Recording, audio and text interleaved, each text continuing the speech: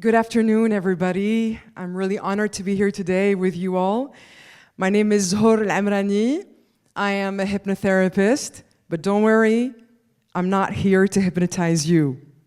Although you may be hypnotized the more I speak, who knows? But today, actually, I'm here to talk about the power of words, the power of the blah, blah, blah. Because blah, blah, blah is not just blah, blah, blah. Words are literally incredibly powerful, incredibly visceral. Words have their own energy. So let's just practice it over here. I'm going to ask you to do something with me right now. I'm going to ask you in a couple of minutes to say a sentence out loud, but I want you guys to really be aware, of your body language as you say that sentence, okay? Try to see how that feels to say the sentence, I am strong. Go ahead. Say it again. How does that feel? Huh? Not bad. And now, ladies and gentlemen, say, I am weak. I am weak. Oh man, Not too great, huh? Okay, so this shows us, ladies and gentlemen, that words are vibrations that emit frequencies. Words have their own energy. You see, everything is energy. Our body is energy. Our clothes, all the elements around us in the world have their own energies. Okay? And whatever we speak either something that has a positive energy or something that has a negative energy. Because energy either attracts or repels. Did it ever happen to you to suddenly meet a person that you don't even know and you're like, oh wow, I like his or her energy? It happens, right? Or the contrary, right? I don't feel well in the presence of this person. Exactly, because even people have their own energies, all right? And these energies, where do you think they come from? They come from our self-talk. They come from our inner dialogue. They come from the quality of the words we use. Either the words that we use within ourselves or the words that we pronounce. Because, words are like spells. They can be positive spells and they can be negative spells. So that's why you really have to be conscious about the types of words you use. Your language defines you because words can either heal you or kill you. Sorry, but it's the truth, all right? So when you speak, your vocal cords vibrate. So as I speak to you, I'm making sounds, right? So this sound or these words that are coming out of my mouth have a certain frequency, hertz frequency. Words are like music, literally like music, all right? So there has been this incredible scientific experimentation. I think maybe some of you have heard about it by a Japanese scientist who actually experimented with water. He took 2 beakers of water. In one beaker, he spoke only amazing positive words to the water. And on the other beaker, he spoke very harmful and very negative words to that beaker. Well, the thing is, the water with which the scientist said beautiful words, when he put the water into a microscope, he discovered amazing crystals. The water formed crystals because he has been saying beautiful words to the water, like, for example, I love you, you're amazing, etc. However, the second beaker in which he was saying, oh, I hate you, you're horrible, you're disgusting, this came out. It was not very pretty at all. So just imagine if words spoken can impact water, can impact, something so incredible. Can you imagine how words can impact you? I mean, we human beings are made up of 70% water, right? Just that, So imagine if you speak negatively to yourself. What is that? What can come out of it? I mean, illnesses, right? Bad mindsets, negative mindsets. You are a recipient. The words you speak to yourself, if you water them positively, then something amazing will come out of it. And if you water them negatively, well, the opposite will come out of it, right? So just imagine the power of words. And also, words have either high frequencies or low frequencies. If you say words of love and joy and gratitude, you know what happens? You increase your health. You increase your mindset, you increase your motivation, you increase your self-esteem just by choosing the right words. And on the contrary, when you use negative words like fear and failure or hate, you decrease your energy, all right? And also, you create tension in your body. So words impact your nervous system, your hormonal system, and of course, your mindset. Your body has its own electromagnetic field. As I said earlier, we are all energy. Energy flows within us and flows out of us. And this electromagnetic field is generated by our heart and our brain, okay? So the words you tell yourself, your self-talk affects your heart and your brain. So it means that it can also affect your other organs, right? If it affects your brain and your heart. The words you say can also increase serotonin and dopamine. You guys know the neurotransmitters, right? Serotonin is the hormone of happiness and dopamine, the hormone of motivation. So whatever you tell yourself, you can make yourself just happier and better just by using positive self-talk. Neuroscientists found that positive words like love and peace trigger activity in the prefrontal cortex, the part of the brain that is responsible for decision-making, emotional control, and motivation. So what does that mean? That means that to be able to make positive and conscious decision-making in your life, you must start using positive self-talk, positive words that will just simply and easily allow you to make the right decisions, okay? To think clearly, clarity, and to put you in a very good emotional state.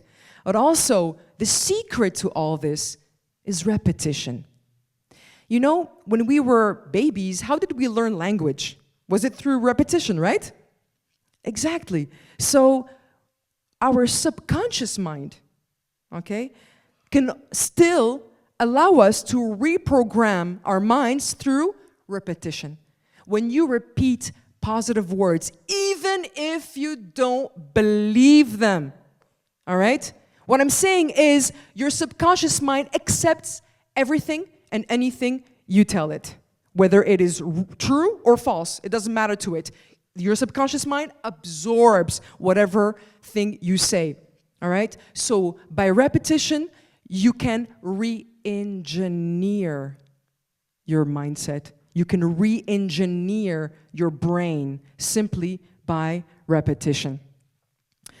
Of course, negative words, they lower your energy and create a lot of stress. Emotional stress, hormonal stress, physical stress. You know, hearing words like, I'm not good enough. I mean, I'm sure you guys tell yourselves that, right? Sometimes. And the problem is, you keep repeating sentences and words without even realizing what you're saying to yourself, right? Self-talk is hypnotic talk. Hypnotic talk, you're not conscious, you're not aware of it. I'm not good enough. I don't have self-confidence. Oh, I'm too fat. Oh, I'm too short. Oh, I'm too this or I'm too that. Okay? Always in the negative. Of course, now you are nourishing yourself with very demeaning and discouraging, demotivating kind of words that will then create your behaviors, because words create our reality. You are what you believe. And belief is just a bunch of sentences, right? Sentences that you keep repeating in your minds. Sentences are made up of words. If you change and if you start becoming aware of your self-talk, I am sure you can change your reality. So, a certain lady, Carol Dweck, talks about the growth mindset and the fixed mindset. She says that if you just switch a little bit the way you talk to yourself, for example, instead of saying, I'm not good at this, why don't you replace it by, I'm learning? Do you guys see the difference? Does it make a difference for you? Guys? Hello? All right. Are you with me? Okay, good. All right, instead of saying, I always fail, why not replace it by, I haven't figured it out yet? Le yet fait toute la différence, n'est-ce pas? All right. So there was a Harvard research study that showed that students to whom we say, you are smart and capable, actually drives them better, and they happen to have better scores, and they feel more encouraged and motivated, etc. Of course, because saying to a student, you are smart, you are capable, you are nourishing their mindset, you are nourishing their subconscious mind as well. All right, so even the positive words or sentences you're going to give to your friends, to your family, to your partner can really change the dynamic of the relationship. Imagine two people who are dating, for example, all right, and one is always talking positively. Oh, sweetie, I love you. You look great. You're amazing. I'm so proud of you. You can do this. Oh my gosh, this person is really nourishing the other person, right? So, I mean, it can only embellish you. However, imagine the opposite. Somebody who is very demeaning, who breaks your ego, who kills your ego, whatever, with these negative talks and negative words. You cannot thrive in this kind of relationship. So choosing your words wisely not only will help you have a great relationship with yourself, but also with the others, with your family, okay? Let's talk about athletes for a second. I mean, athletes are all about using mantras.